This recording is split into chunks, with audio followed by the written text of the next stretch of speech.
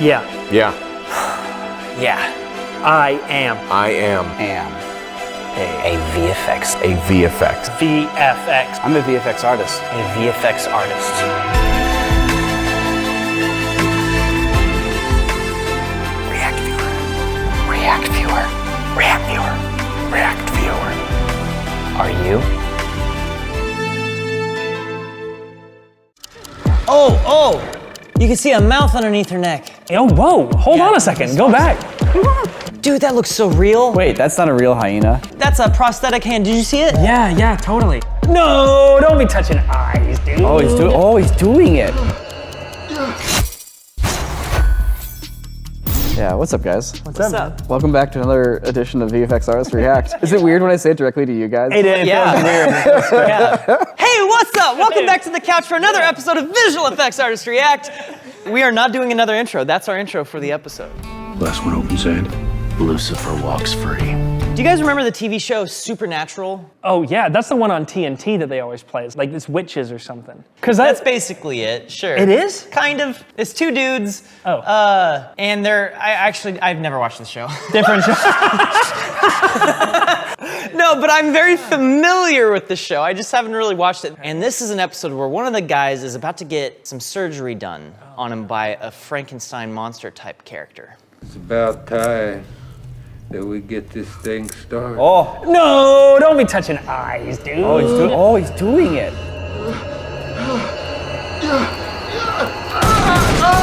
So that's the extent of the clip. This was suggested in a comment for bad VFX. So I went into this saying, all right, I'm ready to see some bad VFX. And then I saw it and I was like, this was 2008.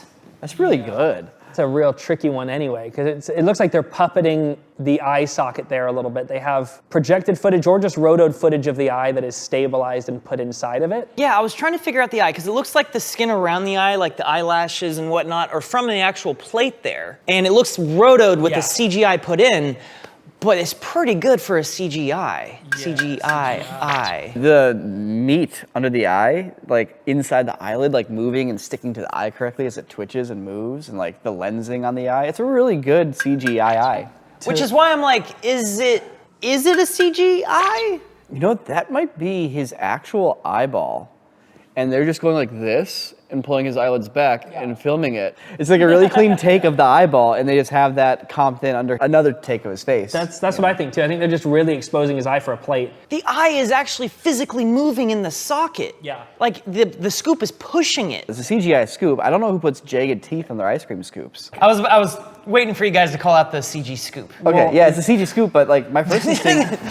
The scoop is CG. Yes, sorry, I just picked up on the scoop being CG. We were just looking at the eye. Yeah, I think. know, the eye is a thing, but Yeah. like, because it's a CG scoop, it's hiding a lot of that stuff underneath. So I think the bottom part of the eye, that's real, but then the top part that's mostly obscured by the scoop is being like digitally pulled down more. Yeah, they're absolutely puppeting the eyelids as well. They do have the reflection of Yeah, the they scoop do. in his eye. They do. You know, from being a shot from a TV show where they didn't build any extra props. They just said, lie on the table, let me get a shot of you looking around. Now let's hold his eye open a little bit more. Let me get another shot of you looking around. I'm gonna just grab a janky 3D model of a scoop. Just with some compositing and After Effects, make it look like your eyeball's being scooped out and have it be this effective. Like, that's really impressive and clever VFX work in my opinion. And this was 17 years ago. It actually reminds me of getting LASIK. Oh, I remember your story. You had a bad Oh my gosh, with hooks, literally, dude. I'll tell you one day. They hooked your eyelids back? They didn't just hook my eyelids back, brother. Well, he had a bad It experience. was bad. It involves. I mean, if you guys want to hear it, I could. Well, it's a bit of a long story. Website exclusive. I could tell if you want to hear I it. really want to hear it, and if you really want to hear it, you can go to corridordigital.com. Sorry, not to monetize your trauma, but You know, I'm happy to share it. Like, I think talking about it helps. yeah, I just want to hear it. Oh God. Okay. That was gross. But also, I sometimes feel like my brain is getting scooped out in a million different ways as well. In times like these, when life feels a little unpredictable, taking care of your mental health isn't just nice, it's necessary. Our sponsor, Betterhelp, makes it easier than ever to check in with yourself and prioritize your boundaries. Betterhelp connects you with licensed therapists who specialize in the exact support you need, all from the comfort of your own home. So whether you prefer video calls, text messaging, or regular phone call, your therapist adapts to whatever feels right for you. And with BetterHelp's matching system, you're not stuck if the fit isn't right. You can switch therapists at any time, no questions asked. When the world feels crazy, having someone in your corner makes all of the difference. So click the link below and go to betterhelp.com/quartercrew to get 10% off your first month at BetterHelp. All right, back to React, and I hope there's no more eyeball stuff. All right, let's move on from this eye scoops. Yeah. It's time to heal. I have a healing scene, I guess. You guys remember Constantine? Came out right Yeah. after all the Matrix films? Keanu. This has Keanu Reeves and he looks like Neo and everybody's really into this stuff. So let's kind of advertise it like feeling like the Matrix, but then it turns out to not really be anything like the Matrix at all. But there are a handful of scenes that are probably way higher effort and more expensive than they needed to be because they're trying to get some of that Matrix buzz. Close your eyes. And whatever happens, don't look. So here we got a little exorcism scene where he needs the demon to see itself in the mirror to then trap it in the mirror. Smile pretty, you big prick. Oh, you can see a mouth underneath her neck. Hold on! Turn it, dudes, turn it. Just rotate. That's crazy that they're not just rotating it.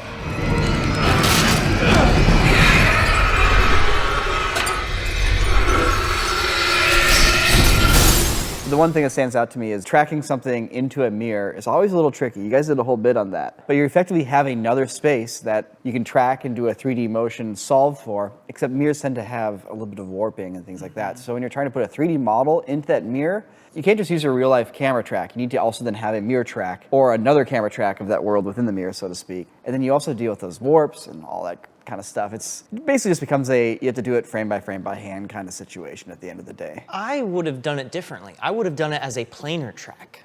You have the four corners of the mirror, so that establishes like essentially a plane of contact. It's like if you're to take like a book or a card or something like that and you can track something onto it, you have the orientation of that because the demon basically is in contact with the mirror the whole time, except for the very beginning when he crawls out. At least that's how I see it. Yeah, because you just comp them over the footage. All right, check out this next scene.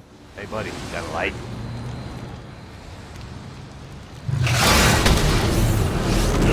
Bugman! Jeez. Bugman.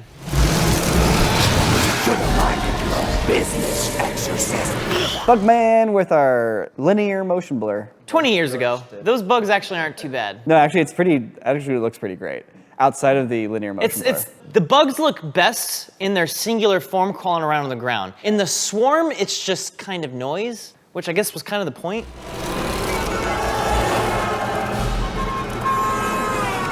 I thought the scene was cool because like the animation of the bugs like breaking and coming back together actually looked pretty good. And the lighting actually was pretty good too. It's cool that they did like instance actual bugs that are catching unique specular highlight based on its motion. Like you definitely read that. Yeah. That helps break up that it's just, you know, like a particle sim or something. And there's a lot of them too. There's a lot of them. So there probably is like a 3D model that has the texture of a bunch of bugs and whatnot, and then on top of that, it's got a field of just a bunch of moving particles that are bug-shaped, and that's probably for most of the stuff. And then they have a trigger to allow it to go into a swarm, so basically like disperse out and go over here for the end of that shot. It's probably just a very shot-by-shot basis of just a big swarm of these particles moving around. These days, if this shot was to be done, it would be like you're saying. They would basically have a dude going through all these motions as a character, but it would be consisted of individually simulated bugs. So that you'd see like full-on like groves of them like just falling to the ground and friggin' splops. Crazy to me that they did a fully CGI Keanu Reeves for like this throwaway moment of him like running past a car. So we got real Keanu.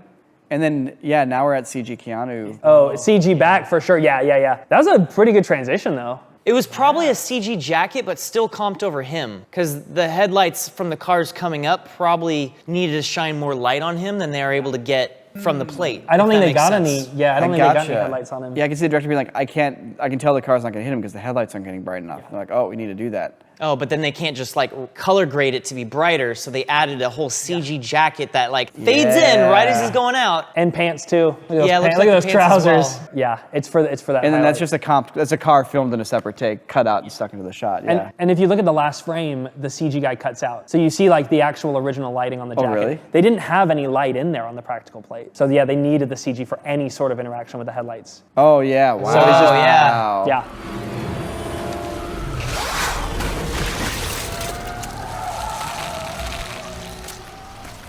such an anticlimactic ending. He's like, don't even need my matches. I don't know how he would throw away his matches, but Yeah. He just tried so hard to get them. He was real cocky for an act of random chance to occur. It's like, probably something's gonna happen, good. they're not gonna hit the brakes. And then he put in all that effort to smash a few more of the bugs, but not thousands of others. Kick the crab, dude. Dude, Kick the Crab, my favorite game. Oh, I love that. All right, so now we have some very solid makeup / CG face action here, a little Two-Face action.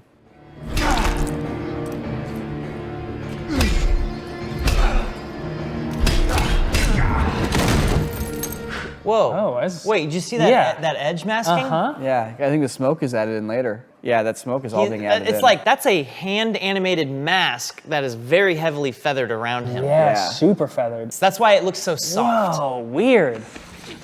Just tell me how my moment is crossing over and you can go back to your shithole.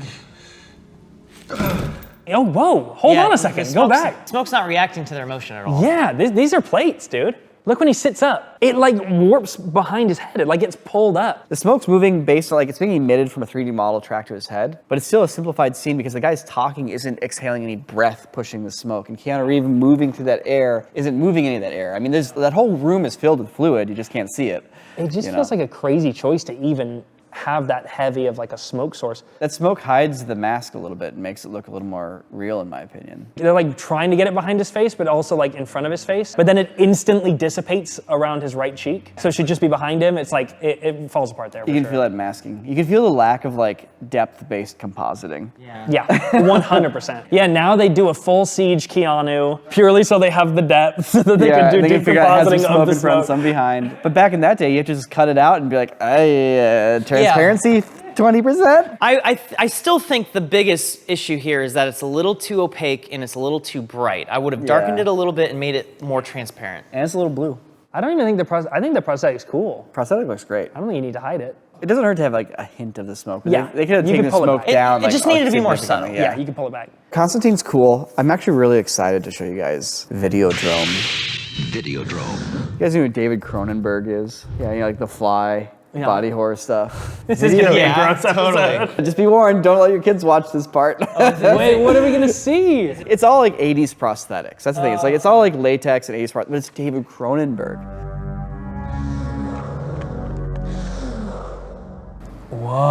Wait, how are they doing that? Yeah. To me. Dude, that look like What the heck? What the heck? He's got a VHS in his tummy. What is it? It's like a video player. Ew. Kind of. There's also like a constant question of like, is this guy going insane in the film? Whoa. Yo! Yo! Yeah. Wait, okay, hold up.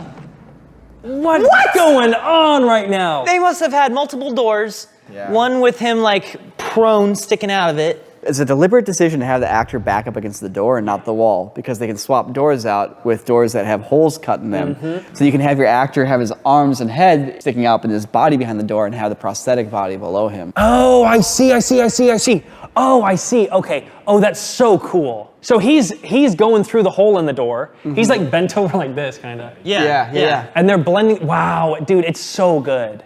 It's really good. Whoa, yeah, because where's even the line there? They did such a good job blending it. Is it They in did the a neck? great job blending it. He sticks it through his stomach. Yeah, he's making full contact. Okay, you can kind of tell. He's like looking down there. So it's right at the sternum level, I think, is where the transition is. You can see the makeup color difference. Yeah, the color is what I'm looking at too. Slight color difference, like mid-chest, you start to see it go a little greener. Okay, I was assuming he would be a little bit more prone, but he's probably more at like this angle. So here's the door, and he's kind of sticking through it like this. But the motion of it, like the alignment of the But you're right, prosthetic, like, the way his legs move and everything. like it's all moving in tandem, it looks like. Someone's probably like moving the legs off screen. We could still do this, man. Just takes a little more effort on set. Like we could still do this stuff. So he crawls away. He's like, oh man, that was rough and traumatic. It's like he just got LASIK, you know? So he had a vision in his apartment that he put a gun in his stomach. And he's like, wait a minute, is it still there? So he found the gun. Found the gun. So gooey. Oh, what the heck? That's a prosthetic hand. Did you see it? Yeah, totally. Yeah, the whole thing's prosthetic. Yeah. What is that? What is that even going in there? Bugs? What is that? Those look like screws or something. Screws going into his hand. Oh, they're screws. Dude, oh, they gooed the hand. That was job. genius, yeah, because that really helped sell it. That's And the way the spectacular. screws are curving around through the gun and the fingers to come out, so it feels like they're just infinitely growing. It's really well done. Oh, man, that's fun. Yeah. Oh, and then they got the prosthetic makeup. So Cronenbergian. Yeah, I mean, those screws are a little too gummy, you know? But, Yeah. oh, gummy screws. I love that they're also just like showing it off. Yeah. Just show it in slow and take your time and look at it. It's gross. What a treat. This is cool.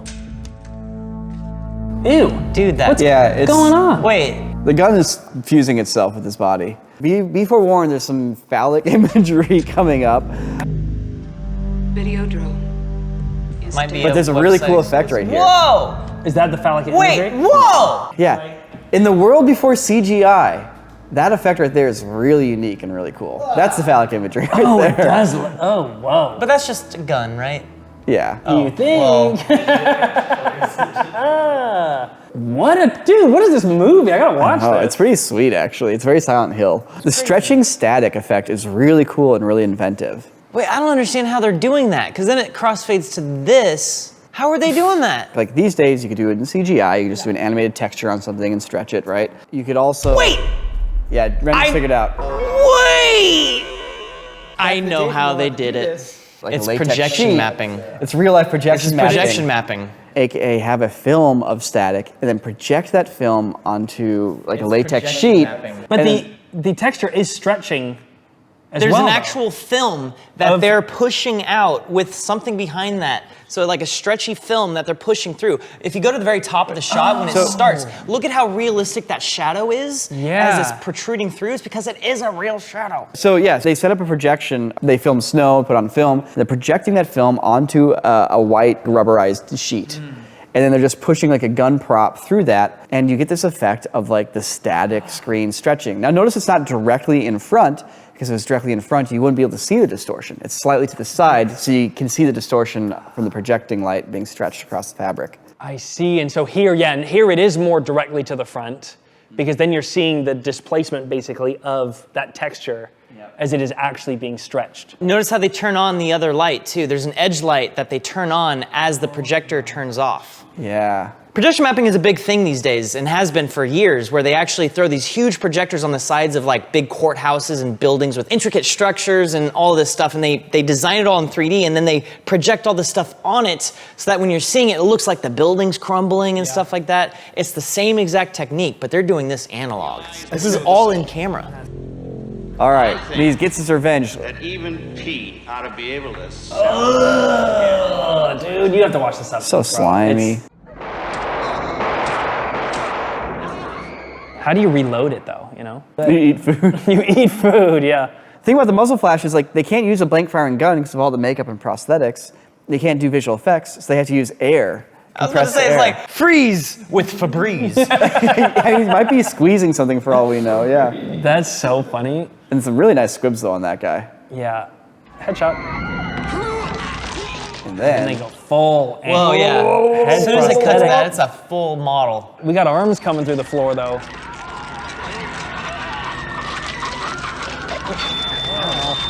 I love it! Oh, I love it! Oh, what the friggin' heck, dude! dude, the skeleton and tongue and everything.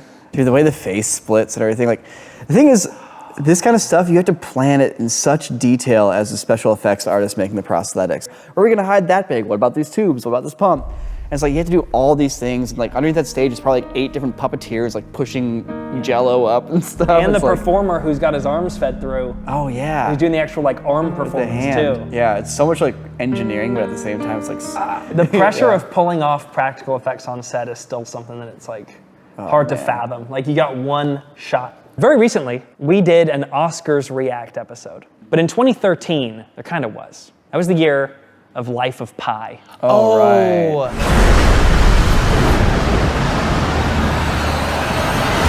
A movie that for some reason, I don't know how, we haven't looked at yet. Life of Pi took the world by storm to a degree as far as visual effects are concerned, which is such a great segue into this first clip.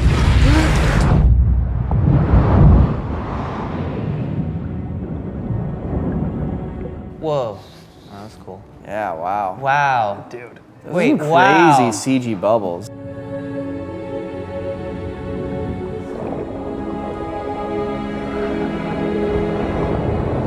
Get in the boat, dude. Danger. Dude, can you imagine being able to see sharks in the water at night? Oh, that'd be crazy. Was that an actual long take of an actor in water doing this entire thing in a tank? Because he's swimming up higher than when he started. Like, was he sinking down or like, because he's really going up. I'll bet that they just cut him down and shrank him down and make him look like he was... Right here, I feel like they're just shrinking down his element. Yeah, I kind of agree with Niko on this one.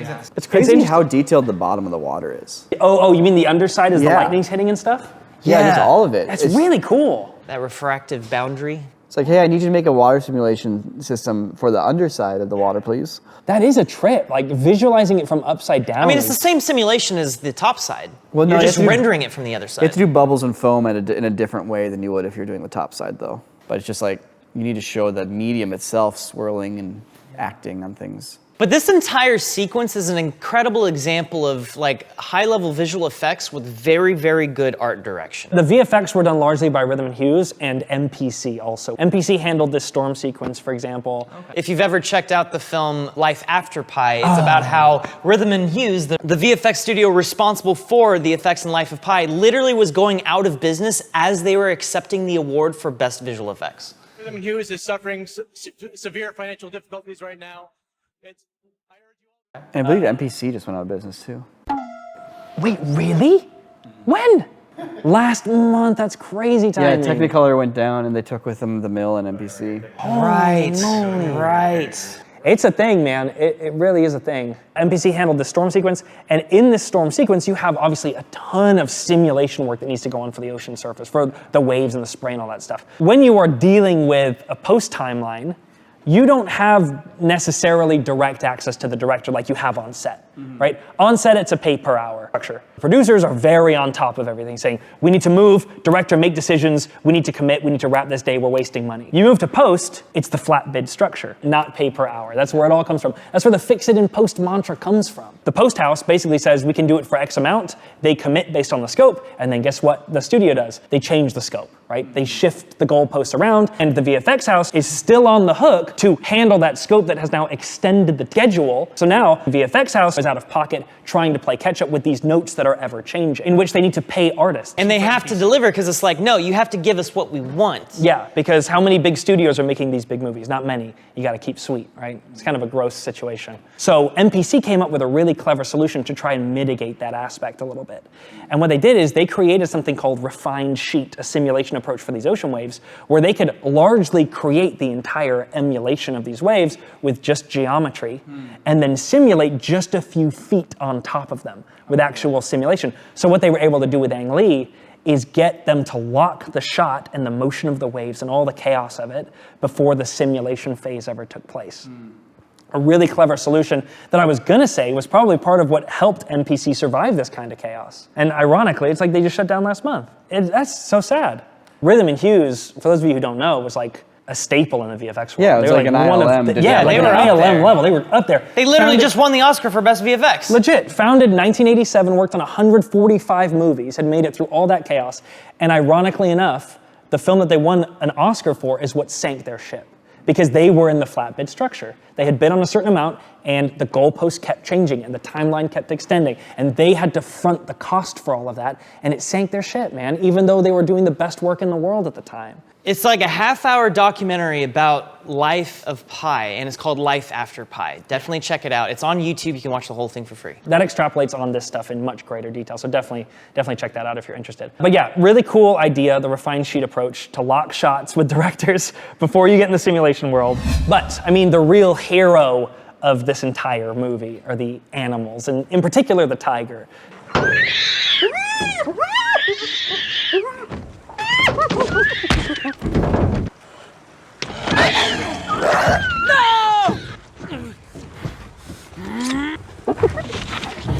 If I'm not mistaken, he's on a green screen, right?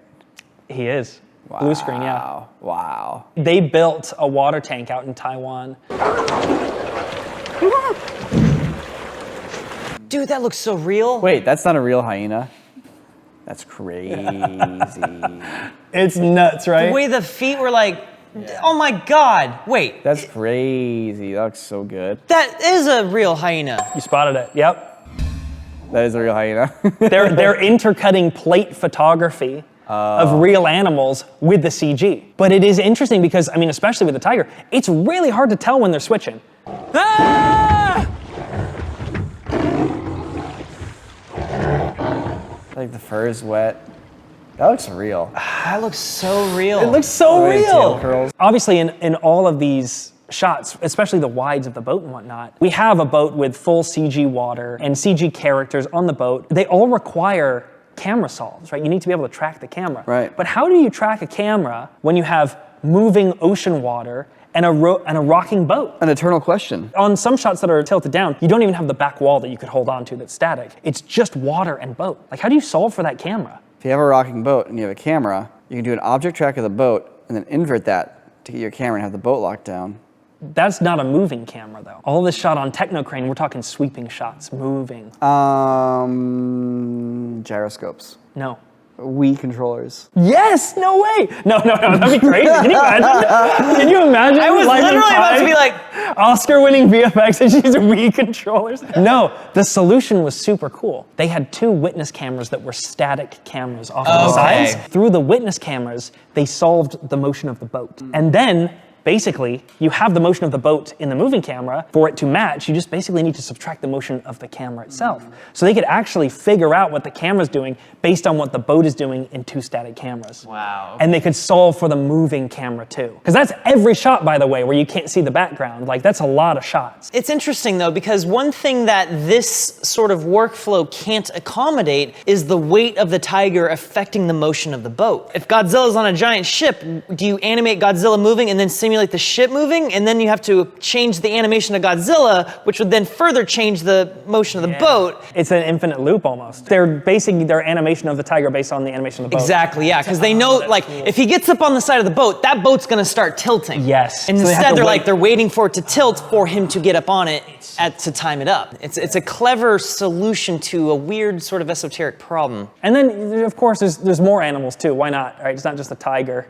Mind you, this is in the era of 3D movies. Do you guys remember when that was a right, thing? yeah. Right? I loved 3D movies. So- it was just me. I'm pretty sure I was the only one. Well, then you're gonna love this scene, Wren. Because even if you don't have 3D glasses, you still get to enjoy all the fun of 3D. Here, it's yours! Wait, did the aspect ratio change? It did. I wonder why.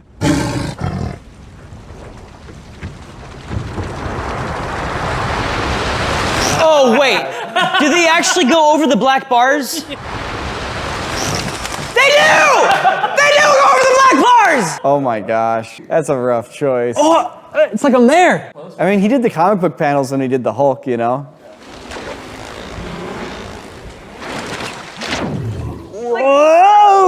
Oh no! It feels like I'm watching an advertisement. Wait, Jordan, you didn't do this. I did not spend time doing this. You didn't, are you sure you didn't do this? Why? Because it's bad? Yeah, I mean, like, this is like I can cut it out real quick with like magic mask. And No, like, this is the official release. Official. There's a pun in there. I missed it. That's on me. Okay, my bad.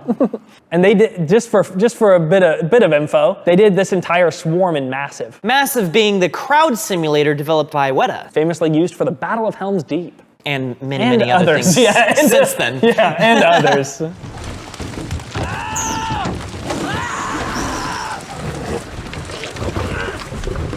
that tiger animation is insane. When you have an actor jamming a stick into its Yeah. mouth and it needs to impact the rest of its body starting from the head down, because that's like a kind of anchored position. I don't know where you even start with that stuff. That's like so impressive. On a rocking boat too, by the way. While fish are hitting it too, by the way. While it's got fur and 2 layers of skin, by the way. Oh, and the tarp too, by the way. Okay, real or fake? You're talking about the tiger. We're putting ourselves on the line once more to show whether or not we have the chops to be hosting this show. I hate this. We're just gonna watch a sequence and then we'll just look at it. Because it's crazy. It's crazy.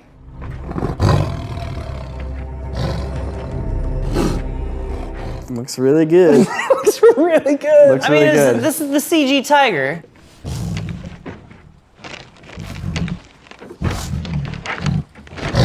That looks real. That looks real. God! What the heck, dude? I don't like this, Jordan. Jordan, I want to go back to my safe space. Dude.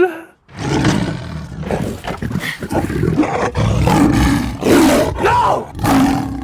That looked fake. Yeah, the performance of the tiger is so specific to what the scene needs, it makes you think, I don't know. But when it backs up and it's just sitting there. Yeah, now here's the thing though. Now we This have it looks real. completely inside the rim of the boat. So we don't need to key it in the footage. We don't need to isolate a plate for it later and then key that back in and match it. Like it's in the boat. So if we can get it to do what we need in the boat, we just replace the background, we have it. And the performance here is like really cat-like. Like the expression, the movement, like it feels real. Yeah, it's gotta be real. The flexing of the hand real. and the nail getting stuck in That's the real. thing. There's little things that just the way it moves like this and the whole body shakes a little bit. Yeah. Yeah, it just, animators are good, but it's tough to be that good. And also, I'm just looking at the compositing, and by that I mean I'm looking at the quality of shadows going over other shadows and the merging of those shadows, the darkness of the shadows underneath the stuff around them. Dude, even the way the tail hits things and bounces and touches things is so hard to do in CGI. Yeah. It's gotta be a real shot. Well, here's what's crazy. There is behind the scenes footage of some of their side-by-sides that they did. They have real footage and they attempt to emulate it with Right. their CG tiger. And look at how stinking good this is. They had the real tiger on the boat, so we were right. Yeah, they have a That was tiger a on real the boat. shot. Yeah, they have a tiger on the boat. This shot's nuts. Like you can't tell the difference there. That's like really, really hard to tell. So it's like it's small detail things, just like a few extra wrinkles, a few extra clumps of fur, a few extra jiggles of different layers of flesh, like hyper detail things, but that's it. They researched this tiger, the one that they referenced everything off, for 2 years, right? Visiting this thing and Yeah, it's based on a learning from real this thing. tiger. Based on a real tiger, and they were focused on every little detail of the animation, Niko. Even down to like, for example, when tiger's claws protract, there's little dark fur inside that comes out. They take that into account. Yeah, it's like asking somebody to do a marble statue of a tiger perfectly and then also like do the next frame and continue on doing that for all the shots of the film. And they went out of business. Like, it's so upsetting. And just to add fuel on the fire, why not? They got cut off in their speech on the stage. And then it cuts to the celebrities kind of laughing about it. It's bullcrap, man. It makes me genuinely mad. Like, it's crazy, man. They deserve so much better than this, but at least we can praise their work because this is like stand out some of the best VFX in history. Because I remember being blown away by it way back in the day, but I never really like watched movies back then with the sort of lens I do now because of this show. Yeah, it's Life of Pi. Join us next week for our Harry Potter themed React episode. This time, we promise. We'll have We should do it. We'll do it. We should do it.